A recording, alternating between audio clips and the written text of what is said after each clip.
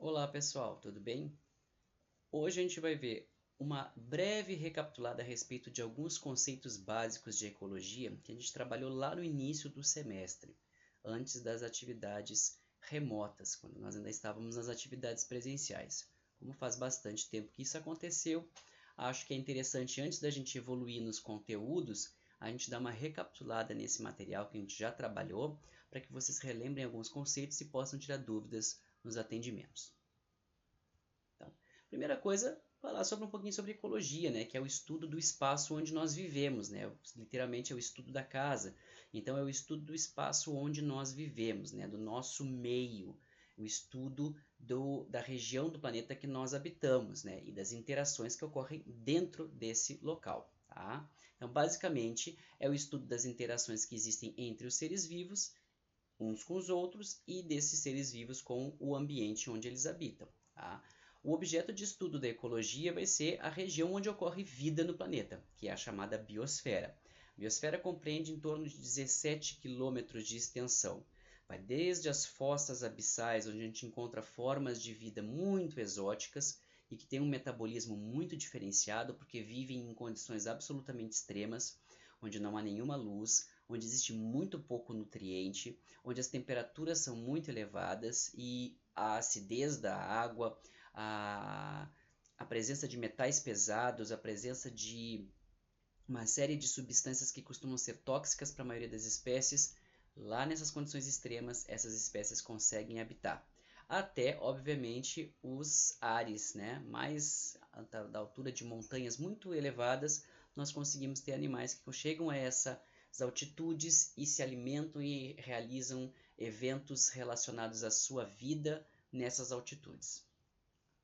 A biosfera é compreendida por partes diferentes. A atmosfera, onde vão viver alguns organismos, que é a parte, né, gasosa, né, o ar, né, do nosso planeta, onde nós vamos ter gases e são fundamentais para que os seres se estabeleçam, mas alguns seres vão viver exclusivamente nessas regiões. Tá?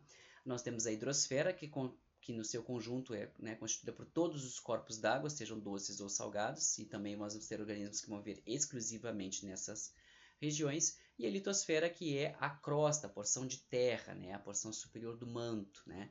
Então pode ser desde alguns poucos centímetros no solo, né, até muitos metros, né, como alguns animais que podem ser animais cavadores, e o sistema radicular de plantas de grande porte e os micro-organismos que estão associados a esse sistema vão viver a grandes profundidades no solo.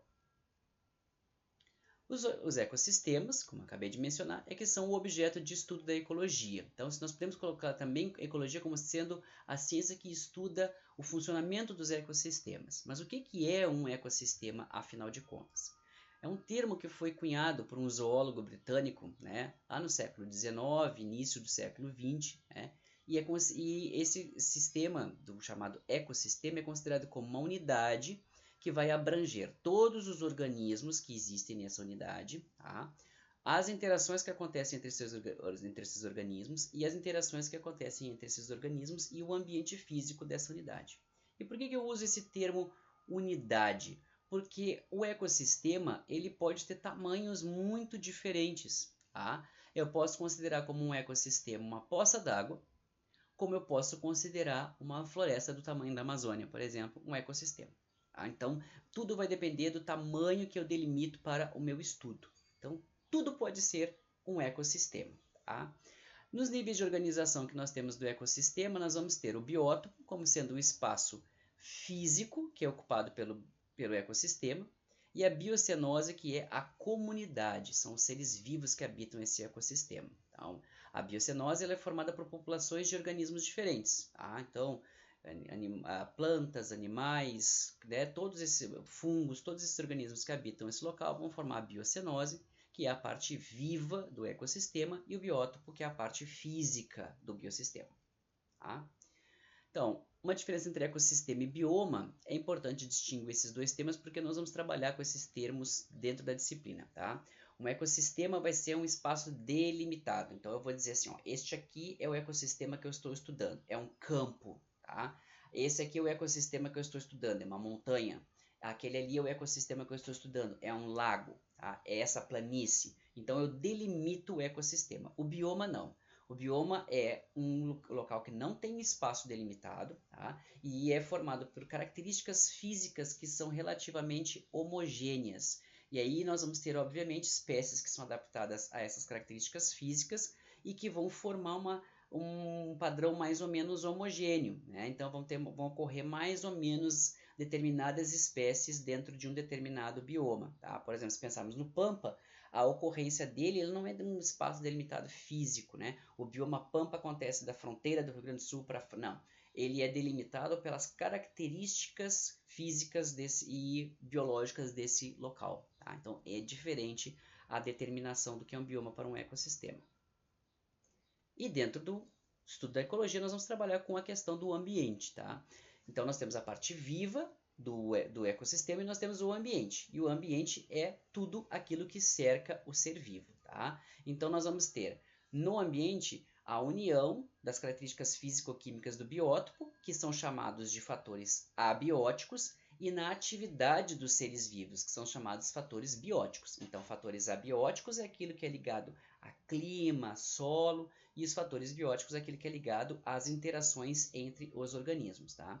Os fatores abióticos, eles são necessários para o desenvolvimento de uma espécie, tá? E quando eles não se encontram em uma quantidade necessária para esse desenvolvimento acontecer, a gente vai chamar esse fator de um fator limitante. Os principais fatores abióticos vão ser a temperatura, luz, umidade, salinidade e também os chamados fatores edáficos, que são aqueles relacionados à qualidade do solo do local, tá? A temperatura influencia grandemente os organismos vivos porque a temperatura vai afetar a velocidade com que os processos biofísicos e bioquímicos ocorrem dentro dos organismos. Nós somos máquinas bioquímicas e biofísicas e a temperatura no ambiente vai alterar a velocidade com que nós funcionamos, tá? Temperaturas baixas, por exemplo, vão fazer o quê? Reduzir solubilidade de líquidos e podem levar ao congelamento. Isso pode promover desestruturação de estrutura celular de um organismo, tá? E prejudicar a sobrevivência desse organismo. Ao mesmo tempo, nós vamos ter dificuldade de condução de água quando a temperatura é muito baixa, a água fica mais viscosa e tem dificuldade de conduzir ela, tanto dentro do solo quanto do solo para as raízes das plantas, tá? Quando a gente está em um ambiente de temperaturas elevadas, se é um ambiente aquático, a solubilidade dos gases fica menor dentro de um ambiente aquático com temperatura elevada. Isso faz com que fique difícil absorver os gases pelos organismos que vivem nesse ambiente quando a temperatura está alta, tá? Então, quando há essa temperatura muito alta, para todos os organismos, começa a haver uma dificuldade das funções enzimáticas. Enzimas são proteínas e proteínas desnaturam quando a temperatura é muito elevada. E isso pode levar a uma dificuldade de funcionamento e pode levar até a morte dos organismos. E por isso que, por exemplo, quando a temperatura corporal é muito elevada por conta de um evento de febre, de uma infecção, as pessoas é muito perigoso porque pode levar a um processo de desnaturação de proteínas e eventos que podem levar, inclusive, à morte do indivíduo, tá? O ambiente terrestre e o ambiente aquático, eles vão ter diferenças na questão do calor por conta das diferenças do calor específico da água e dos gases. Por isso que num ambiente que é em contato com a atmosfera, como por exemplo o ambiente onde nós vivemos, a gente sente muito mais as variações de temperatura ao longo do dia, né? Porque o gás ele tem um calor específico muito menor, ou seja, ele perde calor mais rápido e ganha calor mais rápido, por isso que aquece e esfria muito rapidamente. Na água não acontece isso, porque o calor específico da água é muito maior, então demora muito mais tempo para a água mudar de temperatura, tanto para aquecer quanto para resfriar. A luminosidade é extremamente importante porque é a partir da luz solar que vai ser a luz solar vai ser a fonte de energia do nosso planeta, tá? Ela vai estar distribuída de forma diferente no nosso planeta e diferente ao longo do ano. Então nós vamos ter luz solar sendo distribuída de forma mais homogênea no Equador, na região do Equador, e quanto mais próximo dos polos, mais varia ao longo do ano. E isso aí é um fator primordial para explicar a diferença de distribuição de espécies. Por que nós temos mais variedade de espécies na linha do Equador do que nós temos mais próximas aos polos? Não é só por questão de temperatura, é também por questão de luminosidade, tá? A percepção da luz é fundamental para maior parte dos organismos, porque vai estar associado com eventos de, por exemplo, germinação de sementes, de abertura de flores, né, de amadurecimento de frutos, até o período de sono, né, e de vigília dos organismos, o cio dos organismos, tudo isso vai estar associado a eventos que estão ligados com a presença, do aumento ou redução da luminosidade no ambiente. Tá? A luz vai interferir também em processos não apenas biológicos, mas também em processos não biológicos. E a luz também interfere nesses processos de acordo com não somente a intensidade, tem luz ou não tem luz, tem mais luz, tem menos luz, mas também com a qualidade. A luz pode ser quebrada em vários comprimentos de onda, em todas as cores, né, do arco-íris. Então, a luz vermelha, a luz azul, a luz verde, amarela, todas fazem parte da luz branca, que é o que a gente percebe quando tem luz no ambiente. Então, em alguns momentos, alguns ambientes vão filtrar alguns tipos de luz e vão permitir com que outros passem. Então, alterando a qualidade da luz, que já não chega tão branca e começa a chegar com o predomínio de outros comprimentos de onda. Isso é extremamente importante porque isso tem a ver com a qualidade da luz, tá? No ambiente aquático isso é mais importante ainda porque toda a vida, a maior parte da vida se dá na região chamada de fótica, que é a região até onde a luz penetra, porque a água faz com que a luz sofra processos de refração, difração e absorção pelas partículas suspensas, e isso faz com que a luz seja cada vez menos intensa à medida que nós vamos dentro da coluna d'água nos aprofundando, até que cheguemos ao escuro absoluto.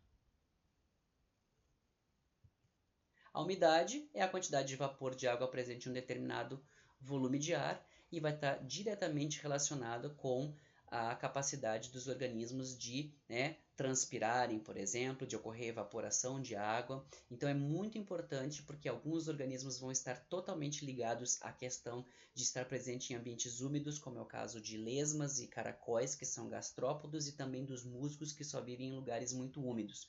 Lugares muito secos, esses não serão local para esses organismos. Então, a distribuição dos organismos também está associada com a umidade no ar.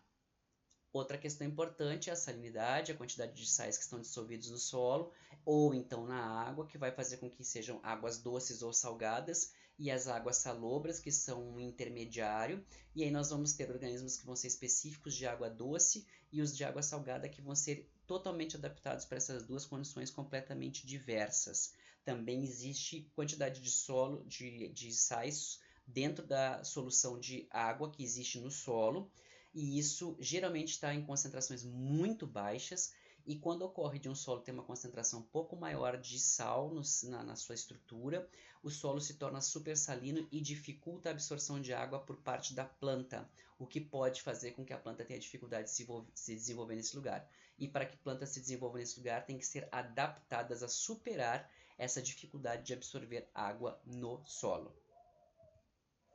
E por fim, os fatores edáficos, que vão dizer respeito à qualidade do solo, tá? E que vão estar ligados à textura e à porosidade do solo. Então, se um solo vai ser mais poroso, vai ser um solo que permite maior circulação de gases e de água, nós vamos ter então um solo que vai, quando chove, por exemplo, permitir com que a água se espalhe mais rapidamente nesse solo. Outros solos vão ser mais compactos, né, mais argilosos, e vão dificultar a penetração da água no solo, que vai ser mais lenta, mas ao mesmo tempo retém mais água no solo para que ela esteja prontamente disponível. Então, solos muito argilosos dificultam a penetração da água, enquanto solos muito arenosos permitem que a água passe muito rápido e não retém essa água. Plantas e organismos que vivem nesses dois tipos de solo têm que estar adaptados a essas condições, enquanto um solo que vai ter uma proporção boa de argila e de areia e de matéria orgânica, que faz com que a água seja absorvida e retida sem com que a água, né, percole, vão ser os solos onde a gente vai encontrar maior quantidade de variedade de organismos vivendo nessa região.